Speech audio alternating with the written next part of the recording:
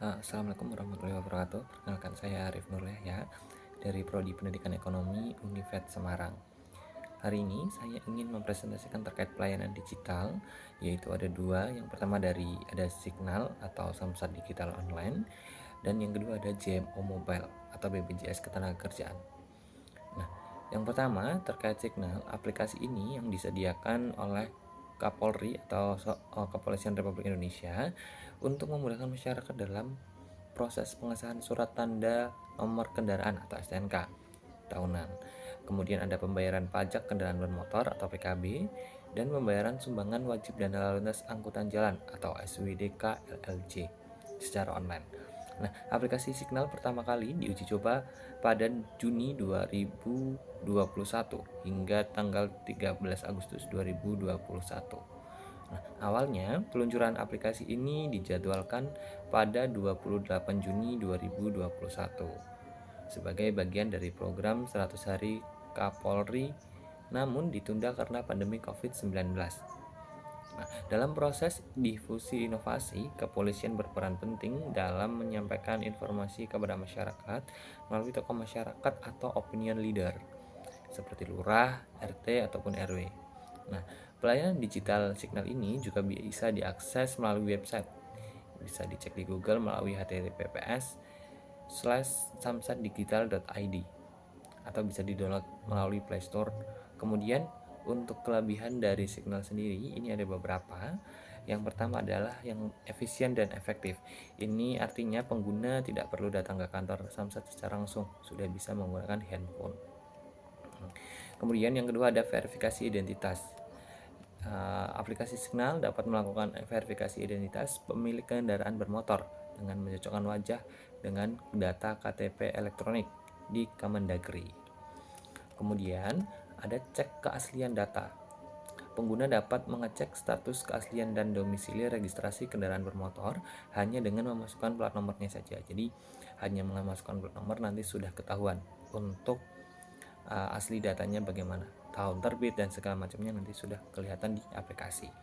Kemudian dari perpanjangan STNK, nanti pengguna dapat melakukan perpanjangan STNK secara online, jadi tidak perlu datang ke Samsat untuk semua jenis kendaraan, baik kepemilikan pribadi maupun berkelompok dalam satu keluarga yang sama.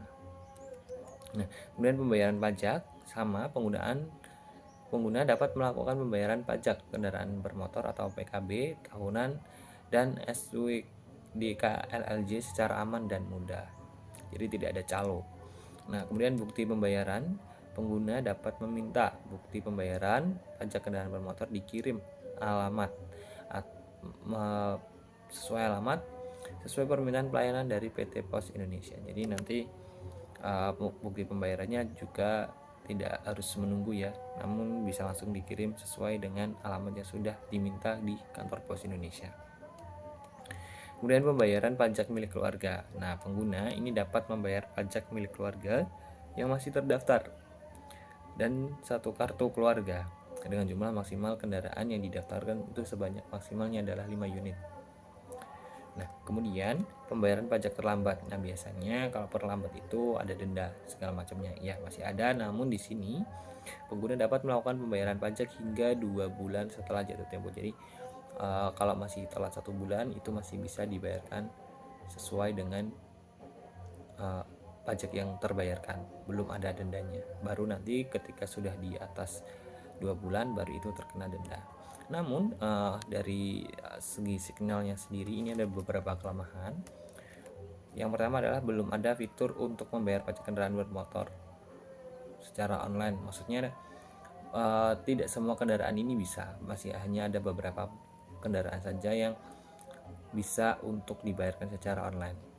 Nah, kemudian belum ada perbankan yang terhubung. Jadi untuk pembayarannya ini belum pasti ya, maksudnya ditujukan ke bank mana. Biasanya kalau lebih gampangnya itu kan jika sudah ada aplikasi itu langsung dibayarkan melalui bank, jadi bisa kayak melalui QRIS, ShopeePay dan segala macamnya. Dompet digital itu lebih gampang. Nah, kemudian yang ketiga adalah jika mengalami masalah saat registrasi, pastikan aplikasi sudah di-upgrade ke versi terbaru dan jaringan internet terus stabil. Ini mungkin jadi salah satu kunci ya dari segi beberapa aplikasi yang memang kebanyakan aplikasi memang telat update untuk versinya. Nah, kemudian untuk saran untuk aplikasi Sinyal sendiri, yang pertama adalah sosialisasi terkait aplikasi ini terhadap masyarakat, karena tidak semua masyarakat ini paham akan perkembangan teknologi yang ada pada saat ini. Nah, kemudian terus ditingkatkan untuk fitur yang ada dan bisa mengikuti perkembangan yang ada serta mudah diakses untuk masyarakat luas. Jadi harapannya memang untuk aplikasi ini memang bisa dijangkau oleh masyarakat di pedalaman-pedalaman, karena memang untuk masyarakat-masyarakat yang masih di pedalaman ini memang jarang sekali untuk melek terhadap teknologi. Nah, kemudian untuk aplikasi yang kedua yaitu terkait analisa dari JMO Mobile atau BPJS Ketenagakerjaan. Ya, aplikasi ini dikeluarkan oleh BPJS Ketenagakerjaan untuk meningkatkan pelayanan bernama Jamsostek Mobile JMO, yaitu aplikasi yang dapat membantu para peserta yang mengikuti program BPJS Ketenagakerjaan. Nah, pembuatan aplikasi ini diharapkan dapat membantu dan meningkatkan peserta dan juga memberikan kemudahan serta pandangan positif masyarakat kepada pihak BPJS Ketenagakerjaan. Inovasi JMO merupakan bentuk kelanjutan pengembangan dari aplikasi BPJS TKO yang diluncurkan pada tahun 2016. Nah, JMO menjadi layanan digital terbaru yang dihadirkan oleh BPJS Ketenagakerjaan. Jamsostek Mobile atau JMO adalah aplikasi layanan Jamsostek yang dihadirkan untuk memberikan layanan yang lebih optimal melalui online. Ya, JMO memiliki keunggulan dengan memiliki fitur-fitur yang lebih lengkap seperti penginian data, pengajuan dan lacak klaim JHT, simulasi saldo JHT dan JP, pengaduan dan laporan JMO. Ini dianggap sangat membantu para peserta BPJS Ketenagakerjaan yang tidak memiliki waktu dalam melakukan pengaduan di kantor cabang. Nah, tujuan utama dari aplikasi JMO ini untuk memudahkan peserta BPJS dalam 13 memenuhi kebutuhan digital, lebih dimanapun dan kapanpun. Melalui pengembangan aplikasi JMO ini, masyarakat tidak perlu datang ke kantor sehingga menciptakan pelayanan yang efektif dan efisien dengan menghemat waktu dan biaya. Nah, dengan adanya aplikasi JMO juga dapat mengurangi jumlah antrian pada kantor cabang. Hal ini dikarenakan dengan semakin banyaknya yang mengenal atau menggunakan aplikasi ini, semakin berkurang juga antrian di kantor cabang. Dikarenakan pesertanya lebih memilih menggunakan aplikasi JMO dalam memperoleh layanan JMO Mobile. Nah, aplikasi JMO Mobile ini juga bisa diakses melalui website di https://www.bpjsketenagakerjaan.go.id atau bisa juga di-download melalui Play Store. Yang kemudian ada kelebihan dari JMO Mobile, yaitu yang pertama adalah terkait kemudahan akses.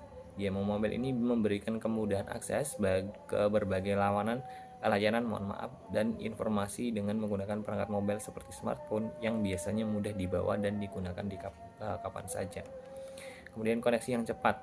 Layanan JMO mungkin menggunakan teknologi yang kemungkinan menggunakan koneksi internet yang cepat, memungkinkan juga pengguna untuk mengakses informasi dengan lebih efisien. Nah, ada lagi yaitu fitur-fitur tambahan.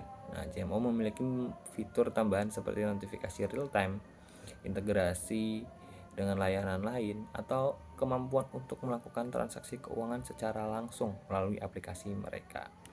Kemudian kemudahan penggunaan antarmuka yang ramah penggunaan dan desain aplikasi yang intuitif dan mudah dipahami ini dapat membuat penggunaan JMO Mobile lebih mudah untuk semua kalangan.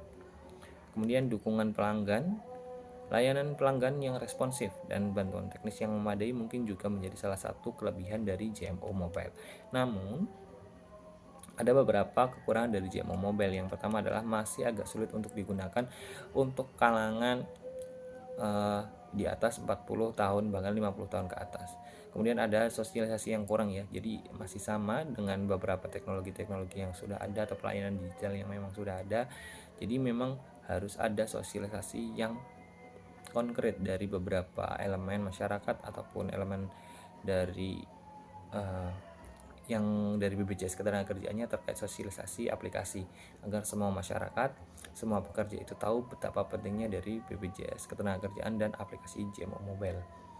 Nah, kemudian ada beberapa fitur yang perlu diupdate karena seiring berjalannya perkembangan teknologi, mungkin ada beberapa fitur yang memang harus diubah ataupun nanti diperbaiki. Kemudian untuk saran, BPJS Ketenagakerjaan perlu melakukan peningkatan aplikasi agar memudahkan pelayanan terhadap peserta BPJS Ketenagakerjaan. Nah, kemudian yang kedua adalah memperbarui fitur atau sistem aplikasi secara rutin untuk mengurangi adanya kendala ketika peserta menggunakan aplikasi. Yang ketiga, menambahkan fitur pada aplikasi agar peserta dapat melakukan klaim program selain JHT.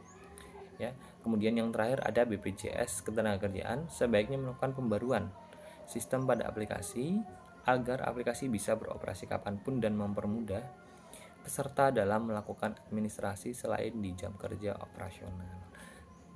Nah, itu sekian dari saya. Itu ada presentasi dari saya terkait aplikasi Signal, Samsat Digital Online, dan juga aplikasi JMO Mobile dari BPJS Ketenagakerjaan. Sekian dari saya, terima kasih. Wassalamualaikum warahmatullahi wabarakatuh.